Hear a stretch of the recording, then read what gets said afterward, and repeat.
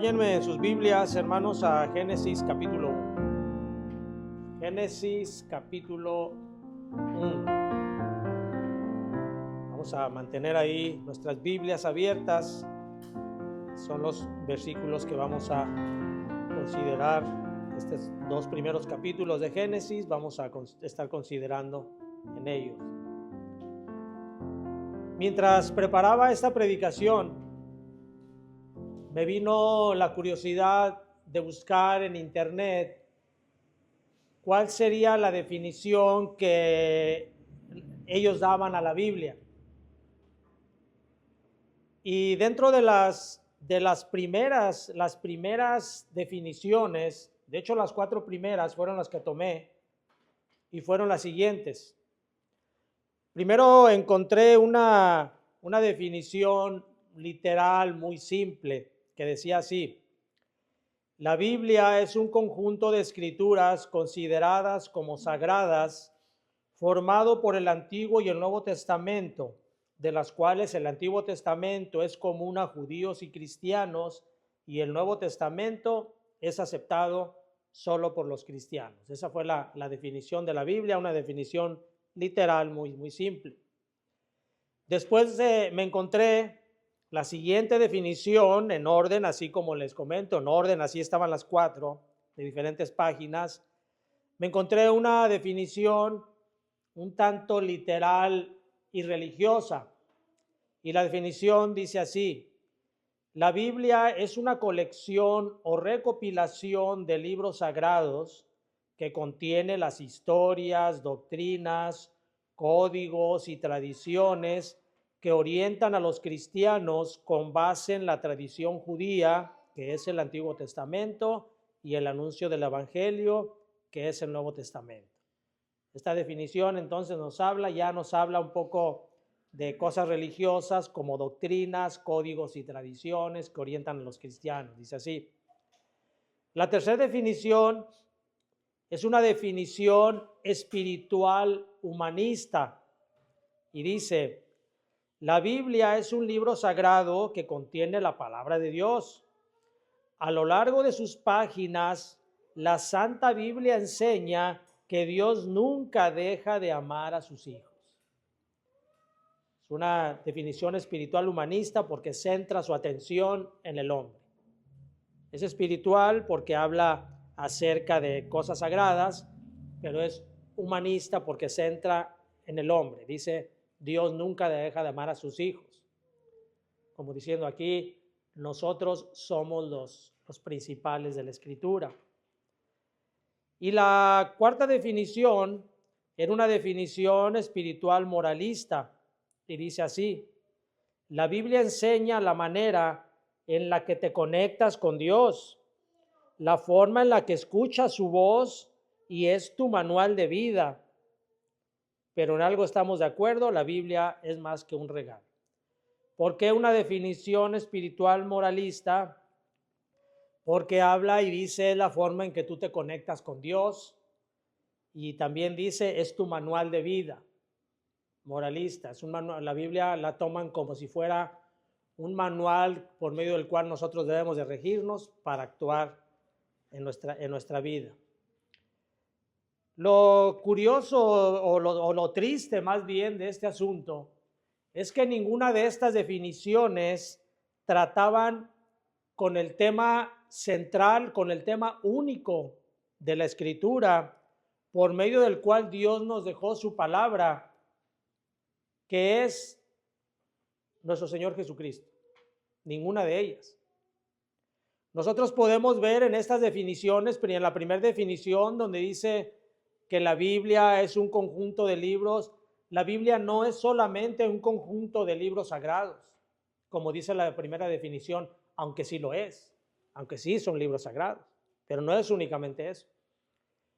La Biblia tampoco es un libro que contiene historias, doctrinas, códigos, tradiciones que orientan a los cristianos, aunque sí tiene la Biblia cosas así.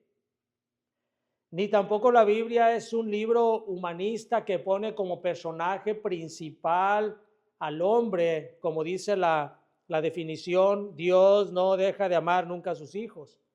aunque es cierto que Dios no deja de amar a sus hijos. Y mucho menos la Biblia es un libro moralista al cual podemos usar como un manual de vida, aunque sí tiene enseñanzas que nos llevan a considerar una forma como nuestro manual de vida. Pero ese no es el centro de la Escritura. Ese ni siquiera se acerca a lo que debería de ser una definición de la Escritura. Nosotros pudiéramos definir correctamente a la Biblia de la siguiente manera. La Biblia es la palabra de Dios que a Él le plació dejar por escrito y cuyo tema único es la obra de redención llevada a cabo por Cristo. Esa es la definición de la Biblia, ¿correcto? Lo voy a repetir. La Biblia es la palabra de Dios que a Él le plació dejar por escrito y cuyo tema único es la obra de redención llevada a cabo por Cristo. Esta sería entonces la definición concreta y exacta de lo que es el contenido de la Escritura.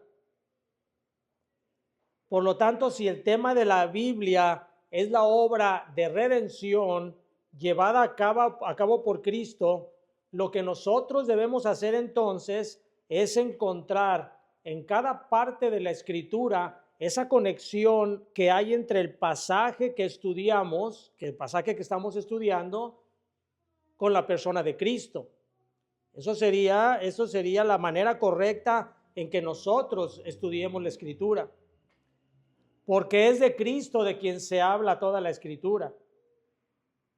En el capítulo 24 del Evangelio de Lucas se narra un pasaje en el cual nuestro Señor, después de haber resucitado, Lucas capítulo 24, después de haber resucitado, dice que se encuentra a dos de sus discípulos que van camino a una aldea llamada Emaús.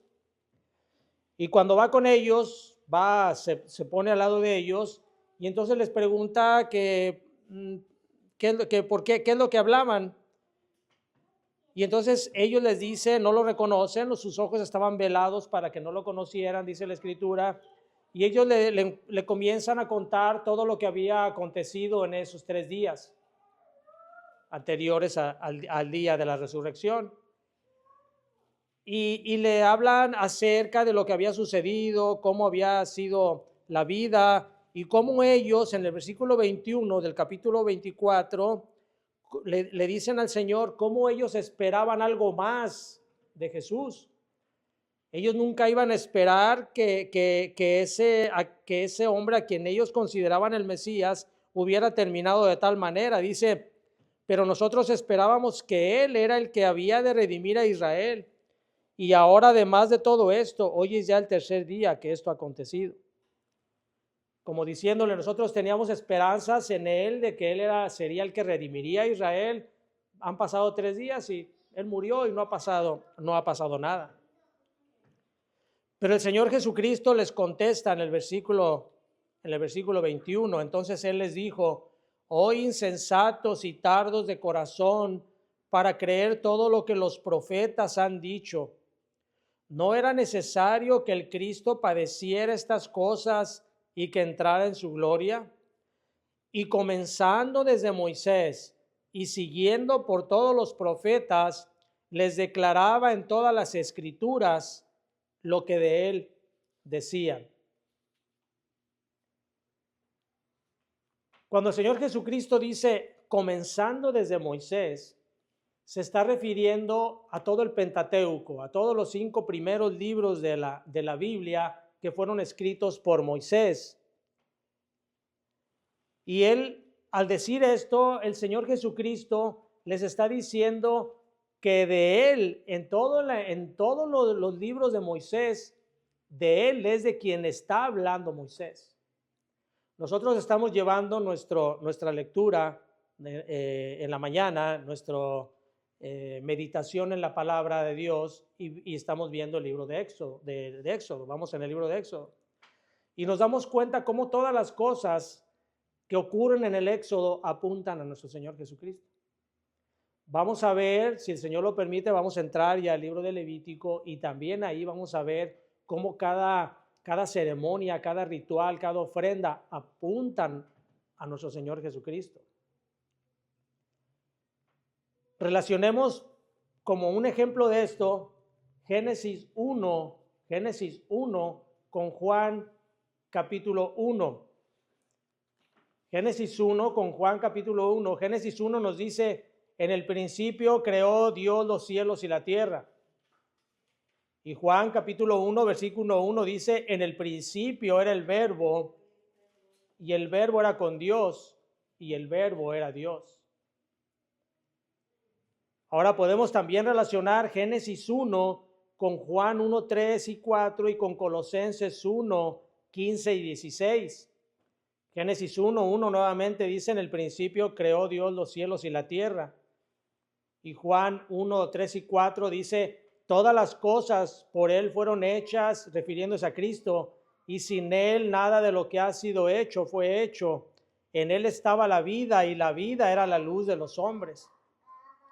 Y Colosenses 1, 15 y 16 dice: Él es la imagen del Dios invisible, el primogénito de toda creación, porque en Él fueron creadas todas las cosas, las que hay en los cielos y las que hay en la tierra, visibles e invisibles, sean tronos, sean dominios, sean principados, sean potestades.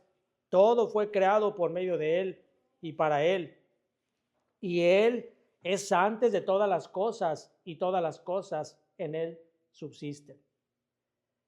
La relación que podemos nosotros ver entre estos versículos que acabamos de leer, tanto del Antiguo como del Nuevo Testamento, es que esto nos enseña que Cristo es el Dios eterno y que además Cristo, como parte de la Trinidad, participó en la obra de la creación. Por tanto, nosotros podemos ver, hermanos, que Cristo aparece desde el mismo instante en que se abre la Escritura y leemos Génesis 1:1. Desde ese momento nosotros podemos ver a Cristo presente en la Escritura. Por eso Él les dijo a los discípulos, tardos en entender, no se habían dado cuenta que desde Moisés y los profetas hablan de mí. Y eso es a lo que nos referimos nosotros, hermanos, cuando decimos que toda la Escritura, desde el libro de Génesis hasta el libro del Apocalipsis, habla de Cristo. Es por esto que cuando un predicador o un maestro no encuentra a Cristo en un pasaje que vaya a predicar, no debería de predicarlo. Debería de seguir estudiando ese pasaje hasta que no encuentre ese hilo que conecta el pasaje que va a predicar con la obra o con la persona de Cristo. Porque un sermón sin Cristo no es un sermón. Esto es a lo que se llama una predicación cristocéntrica, y ese debería de ser el tipo de predicación que se hiciera en todas las iglesias. Una predicación cristocéntrica. El apóstol Pablo escribió en su primera carta a los Corintios en el capítulo 2 y versículo 2 y dijo: porque me propuse no saber entre vosotros cosa alguna sino a Jesucristo y a este crucificado. Esto, hermanos, es únicamente como una introducción para la predicación y para la serie de predicaciones que, si el Señor lo permite, iremos llevando a cabo a partir de hoy. Esta serie de predicaciones la he titulado Cristo a través de la Escritura, y con esta serie yo espero que el Señor nos ayude a comprender la maravillosa y extraordinaria obra de redención del hombre que llevó a cabo nuestro Señor Jesucristo, porque ese es el tema de la Escritura. Y que a medida que vayamos avanzando en el conocimiento de su plan perfecto, nos demos cuenta de la asombrosa grandeza, bondad y sabiduría de nuestro Dios. Porque Dios es un Dios de orden. y nos ha dejado escrita su palabra de una manera tan sencilla que de verdad nos asombraremos de la forma en que Dios diseñó su plan de salvación y la manera también en que lo fue revelando poco a poco a través del Antiguo Testamento, hasta el cumplimiento en la venida de nuestro Señor Jesucristo. Y en base a todo lo que hemos visto y habiendo entendido que el tema de la Biblia es la obra de redención llevada a cabo por Cristo, es muy importante entonces que nosotros tomemos en cuenta dos cosas. Primeramente, que cuando se habla de la obra de redención, se refiere a la redención del hombre. Y esto lo digo porque probablemente muchas personas que estén viendo este video no entiendan cuál es la redención o a qué se refiere con redención.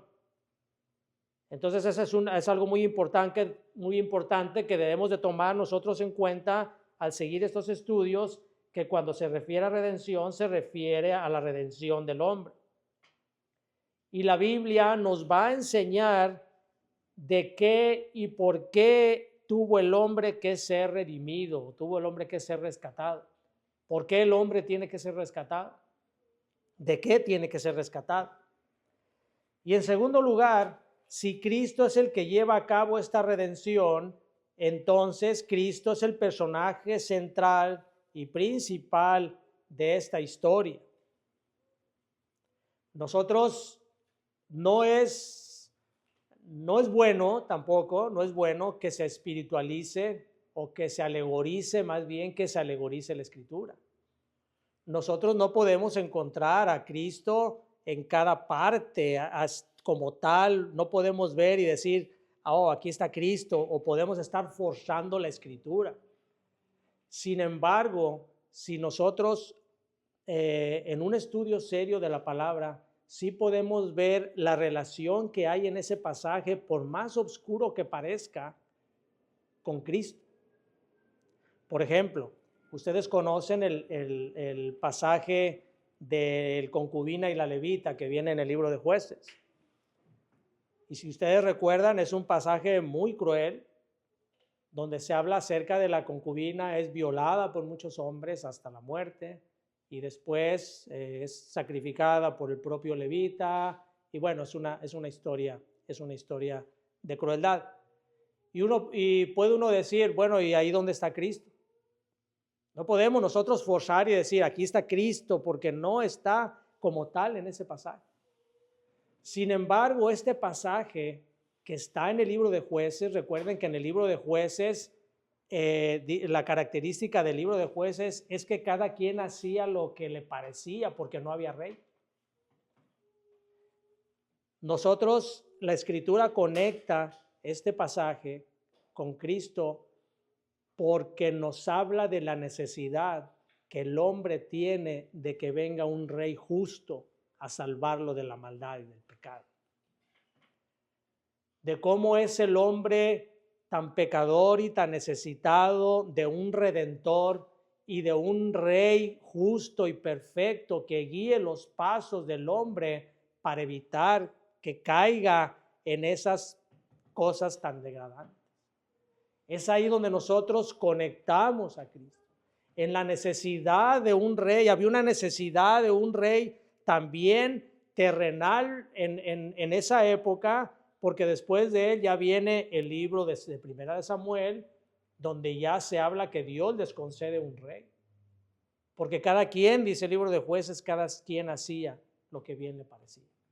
Así que, hermanos, no se trata de como muchos lo hacen, de alegorizar alguna parte, decir, mira, aquí está Cristo, porque esto habla de tal o de tal manera. No, necesitamos de ser nosotros también sabios en la manera en que cómo es que Cristo está conectado en cada pasaje. Porque nosotros vamos a ver cómo en toda la Escritura aparece Cristo. Vamos a ver a nosotros a Cristo en la creación, como ya lo vimos hace unos momentos. Vamos a ver en la creación del universo y específicamente en la creación del hombre. Vamos a ver a Cristo como el fiador de su pueblo cuando hace un pacto de redención para salvar al hombre de la condenación eterna. Lo vamos a ver también como la simiente de la mujer en el huerto del Edén. Lo vamos a ver también en el diluvio como el arca de la salvación. Vamos a verlo también como la simiente prometida a Abraham, a quien le fueron hechas todas las promesas de que las naciones alcanzarían bendición. Lo veremos como el cordero inmolado antes de la fundación del mundo, representado en el sustituto del sacrificio de Isaac. Ustedes recuerdan ese pasaje. También lo vamos a ver en los sacrificios, en las provisiones por el pecado que aparecen en el libro de Levítico.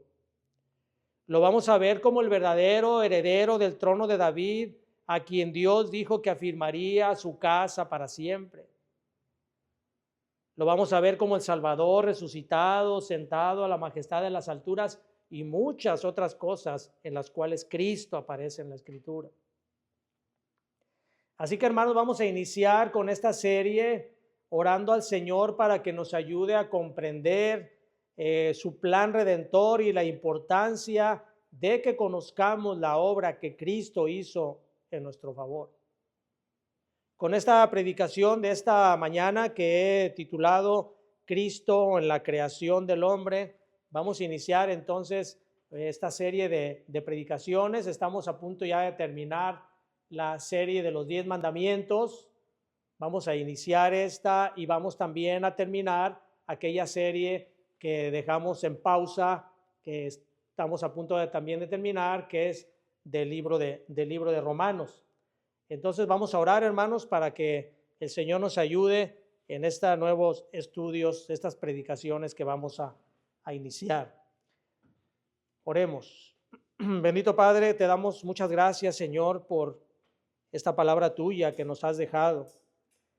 Y, Señor, queremos pedirte que en este inicio de esta serie de predicaciones nos ayudes a ver, Señor, esa obra maravillosa de nuestro Señor Jesucristo que hizo para el perdón de nuestros pecados. Porque, Señor, no hay otra manera, no había otra manera en que nosotros pudiéramos alcanzar la salvación por nuestras fuerzas, porque tenemos un corazón malo, perverso, engañoso. Pero Cristo vino a pagar por nosotros viviendo una vida perfecta, ofreciéndose como un sacrificio para que de esa manera nosotros pudiéramos tener acceso a ese lugar santísimo. Pedimos, Señor, que nos ayudes a ver a nuestro Señor Jesucristo tal y como tú lo has dejado en tu Escritura, y que todo ello sea únicamente para tu gloria y para tu honra. Te lo pedimos en el precioso nombre de nuestro Señor y Salvador. Amén. Génesis capítulo 1 dice: en el principio creó Dios los cielos y la tierra. El inicio de este primer libro de Génesis nos introduce prácticamente en la historia de todo el universo. El autor divino de la Escritura, con este versículo, con estas palabras, desecha cualquier duda que pudiera tenerse acerca de que Él es el creador de todas las cosas. Es un versículo con una sentencia tajante que dice: en el principio creó Dios los cielos y la tierra. Clara, contundente, no hay ninguna duda de que Él fue el creador de todos los cielos y la tierra. No hay ninguna expansión al azar, no hay ninguna revolución atómica que haya causado el universo. Dios creó los cielos y la tierra. El análisis de esta sola frase nos lleva a conocer su poder, su sabiduría, su santidad, su perfección, su providencia, su majestad y su soberanía por sobre todo lo que existe.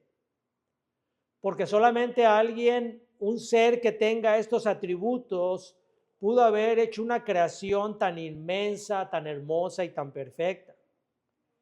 Así que no hay ninguna duda de que el universo, con todo lo que hay en él, fue obra de un ser inteligente y autoexistente. De ninguna manera fue obra de la casualidad. La narración de la forma en que fue hecha la creación inicia inmediatamente después de que se deje en claro la autoría de Dios. Fueron únicamente 5 días, y fueron 5 días de 24 horas, no millones de años, no miles de años. 5 días de 24 horas le tomó a Dios ordenar el caos y adornar el mundo y el cosmos en toda su belleza. Él pudo haberlo hecho de manera instantánea, pero de alguna manera Él hizo estos días, en los 7 días, de alguna manera lo hizo para que nosotros tuviéramos también con ello un conocimiento de cómo nuestra vida debe de ir funcionando día con día. Cuando nosotros leemos acerca de lo que hace Dios y como todo lo que hace es bueno, nosotros debemos de podernos a reflexionar si nosotros lo que hacemos día con día es bueno, así como Dios lo hizo. Dice el versículo 2, y la tierra estaba desordenada y vacía, y las tinieblas estaban sobre la faz del abismo. Así que el Señor hace en 5 días, ordena todo el caos que hay en ese momento y lo llena de belleza, lo llena de orden para lo que posteriormente vendría. Este primer capítulo de Génesis nos va narrando la manera en que Dios creó todas las cosas. Dice entonces la Escritura que el primer día crea la luz y la separa de las tinieblas. Y dice, y vio Dios que era bueno. El segundo día Dios creó los cielos, lo que vemos nosotros, levantamos la cabeza y lo que vemos es lo que creó, y también separó la tierra de los mares. El tercer día crea las plantas, la hierba, los árboles, las semillas, los frutos. El cuarto día crea las lumbreras, el sol, la luna, las estrellas. El quinto día crea los peces y las aves. El sexto día crea todos los animales terrestres y también crea al hombre. Y el séptimo día dice la Escritura que Dios descansó. Dice Génesis capítulo 2, versículo 1 al 3, dice, fueron pues acabados los cielos y la tierra y todo el ejército de ellos. Y acabó Dios en el día séptimo la obra que hizo, y reposó en el día séptimo de toda la obra que hizo. Y bendijo Dios al día séptimo y lo santificó, porque en él reposó de toda la obra que había hecho en la creación. Dios termina la creación en 5 días, termina todo lo que había de formar, el orden que había de poner. Hizo un lugar hermoso para que en el sexto día, en un acto de amor, Dios creara al hombre. Dios terminó todo para dejarle al hombre un lugar preparado, un lugar habitable para él. Así es como Dios ya puso al hombre en un lugar el cual pudiera habitarse. Ahora, la creación del hombre se hizo de una manera muy especial, muy diferente a todo lo demás que había creado. Y nosotros podemos darnos cuenta de eso primeramente porque en la formación de todas las demás cosas, Dios simplemente ejerció su voluntad soberana. Dios dijo, hágase la luz, y la luz se hizo. Dios también dijo, júntense las aguas, produzca la tierra hierba verde. Fue únicamente con su palabra, únicamente con su intención soberana.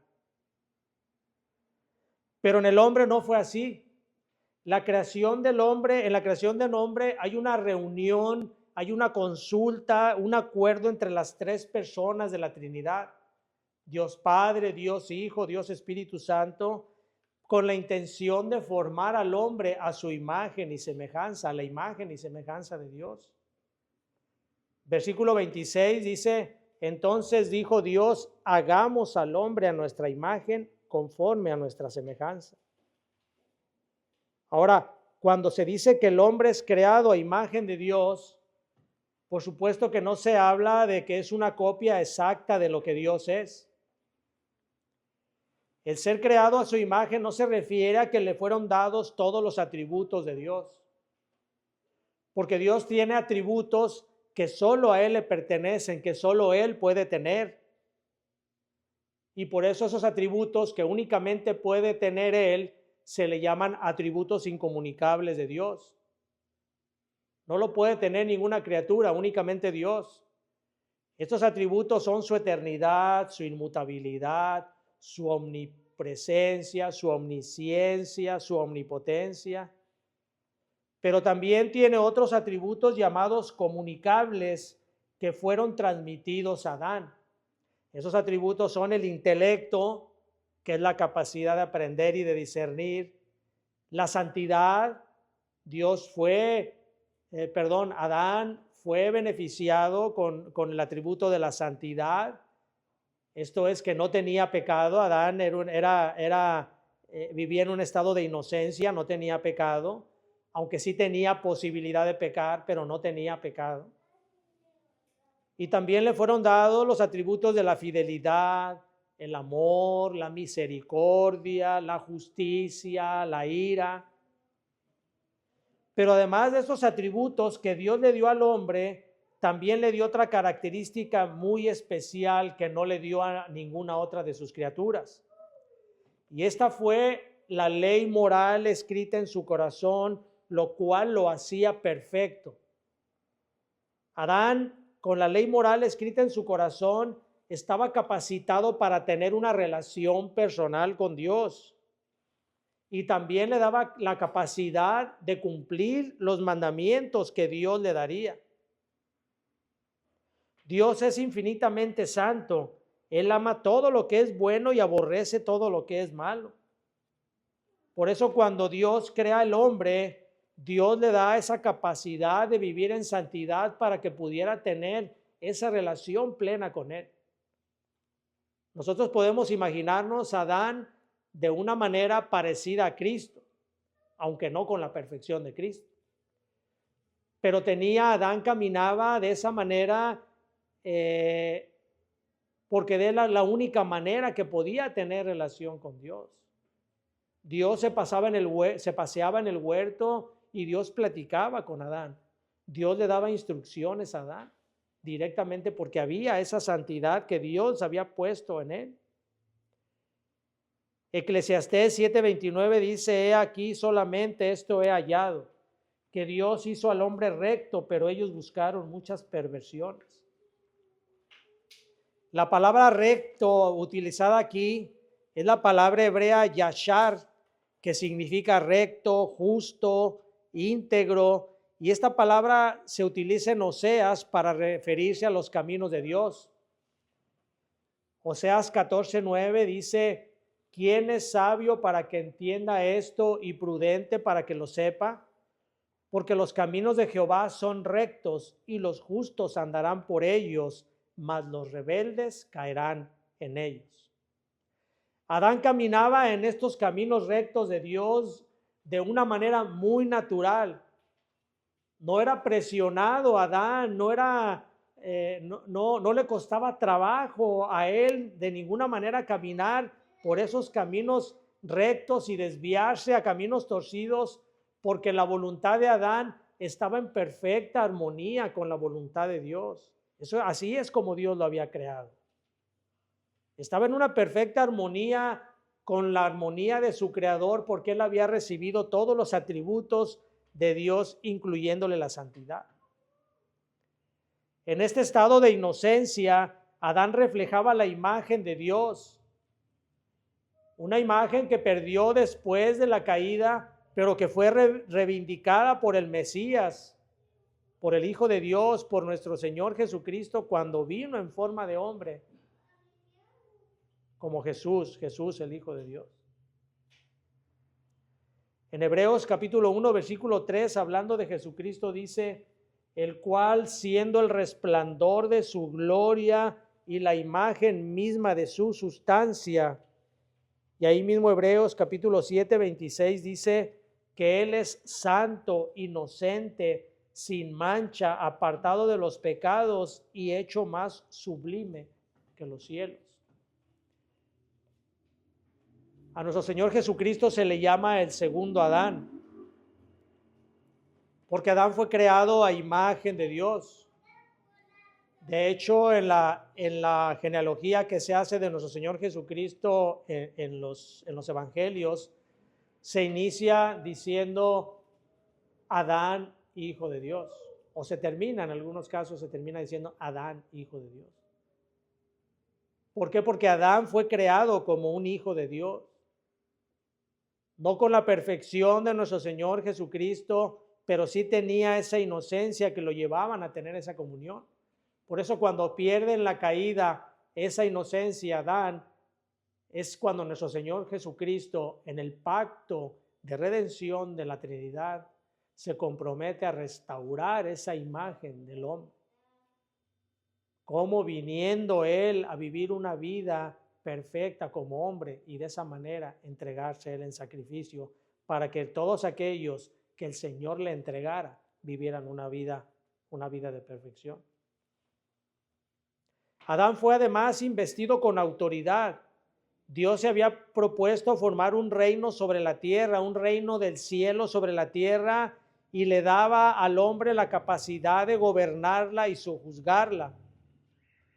Génesis 1, 27 y 28 dice, y creó Dios al hombre a su imagen de Dios lo creó, varón y hembra los creó. Y los bendijo Dios y les dijo, fructificad y multiplicaos, llenad la tierra y sojuzgadla y señoread en los peces del mar, en las aves de los cielos y en todas las bestias que se mueven sobre la tierra. Este privilegio de Adán de ser el representante de Dios sobre la tierra con la autoridad de gobernarla recaería sobre Cristo en virtud de que Adán había fallado ese cumplimiento. El reino prometido a Adán llegaría a ser mucho más grandioso y además sería eterno bajo el dominio de nuestro Señor Jesucristo. Esa sería la obra de restauración, iba a ser una obra de restauración mucho más grande que la inicial. Y es por eso que Dios le prometió a David por boca del profeta Natán que de su linaje levantaría un rey cuyo reinado sería eterno. Dice 2 de Samuel capítulo 7, dice, yo levantaré después de ti a uno de tu linaje y afirmaré para siempre el trono de su reino. Y en Isaías capítulo 9, versículos 6 y 7, el profeta reafirma esa profecía que apuntaba al reinado eterno de Cristo. Dice Isaías 9, 6 y 7, dice, porque un niño nos es nacido, hijo nos es dado, y el principado sobre su hombro, y se llamará su nombre admirable, consejero, Dios fuerte, Padre eterno, príncipe de paz. Y luego dice versículo 7, lo dilatado de su imperio y la paz no tendrá límite sobre el trono de David y sobre su reino, disponiéndolo y confirmando en juicio y en justicia desde ahora y para siempre. El celo de Jehová de los ejércitos hará esto. Nuestro Señor Jesucristo es aquel rey que va a reinar, es el rey de reyes y señor de señores, como dice el libro de Apocalipsis. Y toda la obra, toda la escritura nos habla acerca de la obra de nuestro Señor Jesucristo. La Biblia no está centrada en el hombre, hermanos. Nosotros no somos el centro de la escritura. Nosotros no somos quienes mereciéramos algo de parte de Dios. Por el contrario, lo único que nosotros recibiríamos sería el castigo por nuestro pecado. Es por eso tan necesario que se hable, que se predique acerca de la obra de Cristo desde el libro de Génesis hasta el libro del Apocalipsis. Porque en cada uno de los pasajes, como lo hemos dicho, en cada uno de los pasajes que nosotros vayamos a ir tocando, iremos viendo y nos asombraremos de cómo Cristo está mencionado en cada parte de la Escritura. Ahora, hermanos, toda la Escritura apunta a Cristo, como ya lo hemos dicho. Y es por ello que todas las predicaciones deberían de llevar el conocimiento de su persona y de su obra. Ahora, ¿cuál es la importancia entonces de que Cristo sea predicado en cada una de las predicaciones? Y vamos a ver algunas de ellas, hermanos, y esta sería una aplicación para nosotros. Existen varias razones por las cuales se debe predicar a Cristo. Número 1, se debe predicar a Cristo porque Él mandó que se predicara de Él, no de otra cosa. Cristo mandó que se predicara de Él. Hechos 10:42, el apóstol Pedro dijo, y nos mandó que predicásemos al pueblo y testificásemos que Él es el que Dios ha puesto por juez de vivos y muertos. El apóstol Pedro, en uno de sus predicaciones que daba, les hablaba acerca de que Cristo mismo les había dicho que predicaran al pueblo y testificaran de que Él es el Dios que vino a juzgar a vivos y muertos. En Hechos capítulos 9, versículo 15, el Señor Jesucristo le manda a Ananías que se reúna con Pablo. Después de que Pablo es confrontado por el Señor Jesucristo, le dice, Pablo, Pablo, ¿por qué me persigues? Recuerden cómo Dios lo deja ciego, lo llevan a la ciudad, y entonces el Señor le dice a un hombre llamado Ananías que vaya y que se reúna con Pablo. Le dice en Hechos capítulo 9, versículo 15, le dice, ve porque instrumento escogido me es este para llevar mi nombre en presencia de los gentiles y reyes y de los hijos de Israel. No predicar, el predicador no debe de predicar las historias de su vida en el púlpito. No debe de contar anécdotas que le han ocurrido. El predicador en el púlpito debe de predicar únicamente la obra de Cristo. De otra manera, eso no es un sermón. Puede ser una charla motivacional, una charla psicológica, pero de ninguna manera es un sermón si no se predica a Cristo en cada sermón. Por eso, número 1, debemos de predicar a Cristo porque Él mandó que se predicara de Él. Número 2, se debe predicar a Cristo porque solo en Cristo hay vida eterna. Hechos 10:31 dice, cree en el Señor Jesucristo y serás salvo tú y tu casa. Hechos 4:12 dice, y en ningún otro hay salvación, porque no hay otro nombre debajo del cielo dado a los hombres en que podamos ser salvos. Por eso debemos de predicar a Cristo, hermano, porque hay mucha gente perdiéndose, hay mucha gente que se pierde por falta del evangelio. Hay mucha gente a la cual el evangelio no le llega, o hay mucha gente a la cual se le predica también con un evangelio diluido, un evangelio en el cual Cristo no aparece ahí. Y en el único que hay vida eterna es en el Señor Jesucristo. Es por eso que cada predicación debe de llevar al oyente al arrepentimiento y a la fe en nuestro Señor Jesucristo, pero eso únicamente se va a lograr si se predica acerca de Cristo. No hay salvación en ningún otro, dice la Escritura. No podemos predicar acerca de que la salvación se puede llegar por otro lado, por la intercesión de otras personas, la intercesión de seres angelicales. No hay nadie en quien podamos ser salvos, únicamente por Cristo. Y debemos predicar a Cristo, hermanos, porque Cristo viene pronto. Cristo, la venida de Cristo está cercana. Apocalipsis capítulo 22, versículo 20 dice, el que da testimonio de estas cosas, dice: ciertamente vengo en breve. Amén. Sí, ven, Señor Jesús. La venida de nuestro Señor Jesucristo está muy cerca. Y nosotros debemos de estar preparados, velando y orando, como dice nuestro Señor, porque no sabemos cuándo viene, cuándo es esa venida. El Señor Jesucristo dijo que vendría como ladrón en la noche. Por eso nosotros debemos de estar velando y debemos de estar preparados para que esa venida no nos agarre, no nos tome desprevenidos. Tenemos de estar trabajando constantemente en la obra de nuestro Señor y estar preparados nosotros también en nuestra vida espiritual. Debemos de estar siempre vigilantes cómo es que nosotros tenemos nuestra relación con nuestro Señor.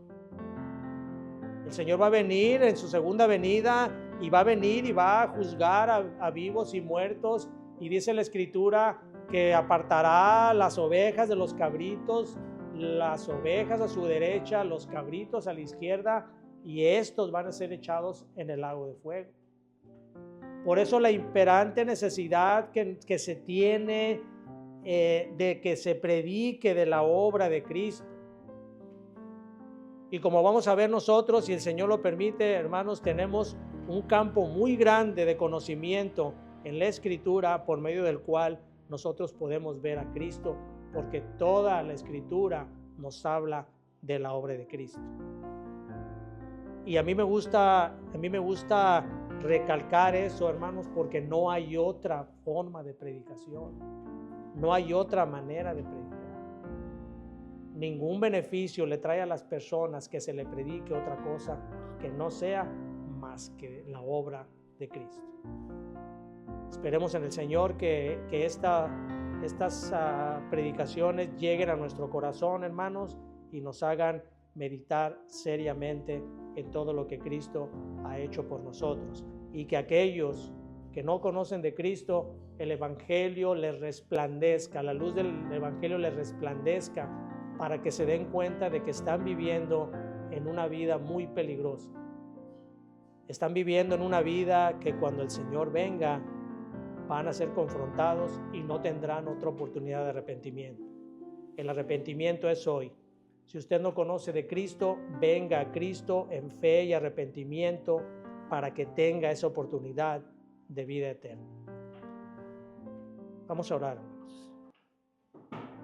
Padre, gracias te damos por este privilegio, Señor.